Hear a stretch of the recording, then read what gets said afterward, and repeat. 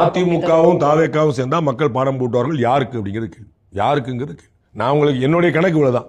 அதிமுக கூட்டணியில் இப்போ இருக்கக்கூடிய எக்ஸிஸ்டிங் கூட்டணியில் தாவேக்கா வந்தால் 200 சீட். அதுக்கப்புறம் அங்கே கேள்வியே கிடையாது. அது வந்து ஒன்றுமே இல்லை, ஒரு சாதாரண கணக்கு சொல்லேனே.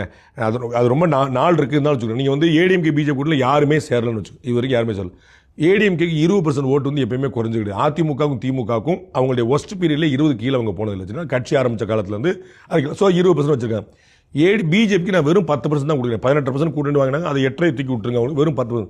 ஸோ 30% ஓட்டு கையில் இருக்கவங்க. விஜய்க்கு வந்து ஒன்றுமே இல்லை, எல்லாரும் 20 வரைக்கும் கொடுத்துருக்கேன். நான் வெறும் 10 தாங்கன்னு நான் சொல்கிறேன். நான் வந்து இதுவெல்லாம் கிடையாதுங்க. நான் வந்து 6 to 10 6 10 தான் குறைச்சி தான் மதிப்பிடுறேன். இந்த 10 உள்ளே வந்துச்சுன்னா 40 உள்ளே வந்துருச்சே. திமுகவுக்கு ஆன்டி இன்கம்பன்சி இருக்குன்னு எல்லாரும் ஏற்கிறாங்க. அது எவ்வளோ 5 7 10 தெரியாது. சரிங்களா? ஒருவேளை 7.5% தாங்க போதுன்னு வச்சுக்கோங்க. 40 வந்துருச்சே. 47% ஓட்டு வாங்கினவங்க 7% கீழே விழுது. அவங்க 40 இவங்க 40 வந்துட்டாங்களே. இதுக்கு மேலே உங்களுக்கு என்ன வேணும்? ஸோ தாவேக்கா இங்கே உள்ளே வந்துச்சுன்னா கிளியர் ரிசல்ட்டுங்கிற எல்லாருக்கும் தெரியும். வருவாங்களா இல்லையாங்கிற விஜய் தவிர நான் என்னுடைய கணக்கில் திரு அமித்ஷாக்கோ திரு எடப்பாடி பழனிசாமிக்கோ கூட உறுதியாக தெரியும் நான் நம்பலை.